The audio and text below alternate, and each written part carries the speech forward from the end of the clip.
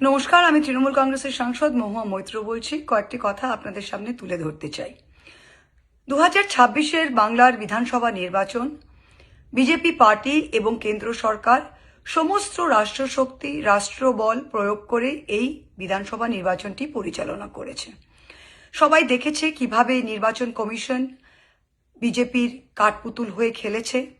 তারা দেখেছে কিভাবে সিআইএসএফ, সিআরপিএফ, সমস্ত কেন্দ্রীয় পুলিশ দিয়ে কিভাবে এই ইলেকশনটি পরিচালনা করা হলো।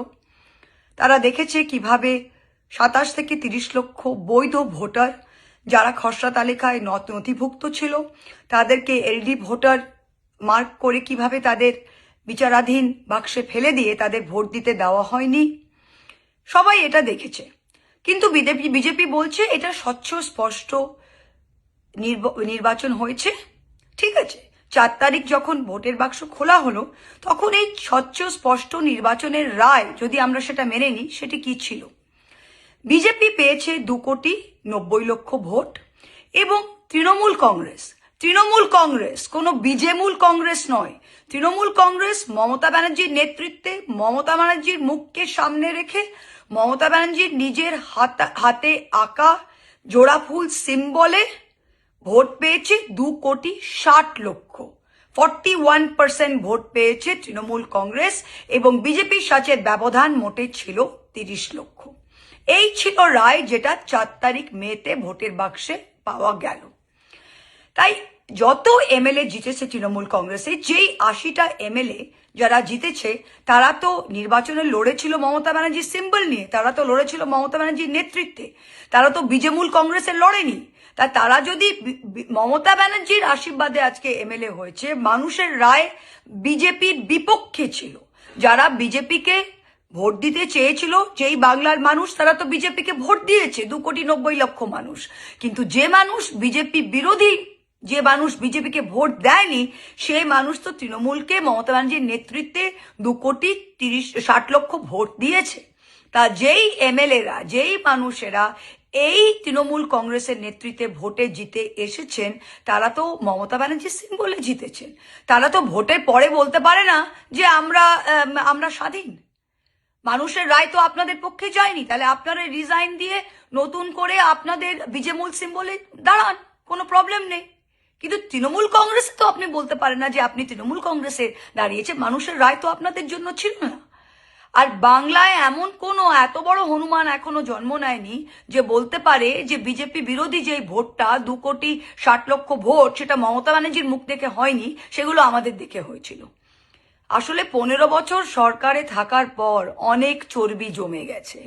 অনেক নেতাদের এখন মনে হচ্ছে যে বিরোধিতা আর আমাদের স্যুট করছে না।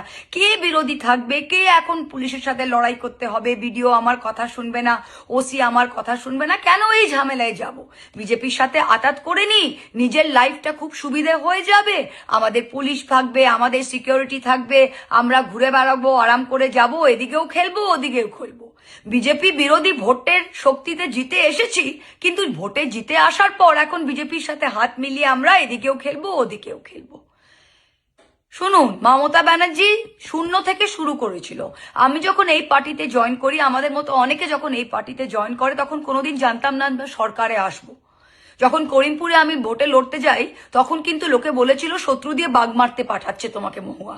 আমি গিয়ে লড়েছিলাম। 2024-এ যখন আমাকে পার্লামেন্ট থেকে এক্সপেল করলো, তখন সারা দুনিয়া বলেছিল মহুয়া তুমি হারবে কৃষ্ণনগর থেকে, কিন্তু আমি জিতে এসেছিলাম। তাই লড়াইয়ের যদি মানসিকতা থাকে, বিজেপির বিরুদ্ধে যদি লড়াই করার জন্য ময়দানে নেমেছে, তাহলে ভয়ের কোনো জায়গা নেই।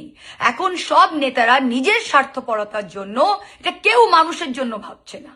মানুষ তো ভোট দিয়েছে 2,60,00,000 এগেনস্ট বিজেপি। তাহলে আপনারা এখানে দাঁড়িয়ে কিভাবে বলছেন যে আমরাই আসল তৃণমূল?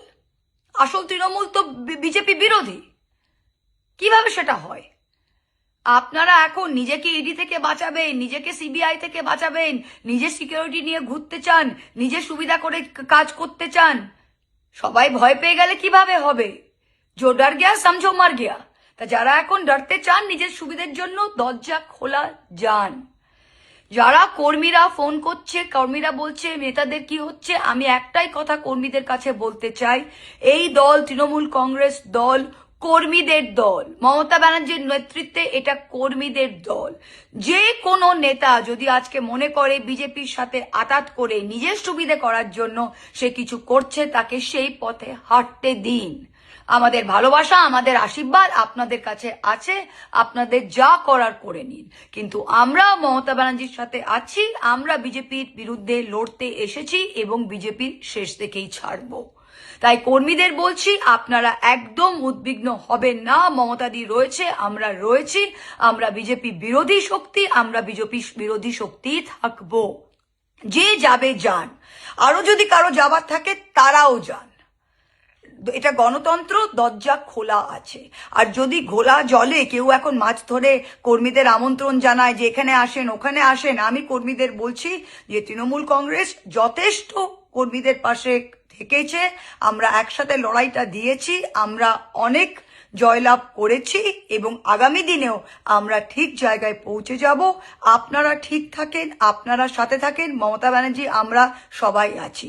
যে যাবার যাক, দলের শুদ্ধিকরণ হোক, পরিষ্কার বোঝা যাক কে কোন দিকে আছে, বিজেপি বিরোধী না বিজেমূল।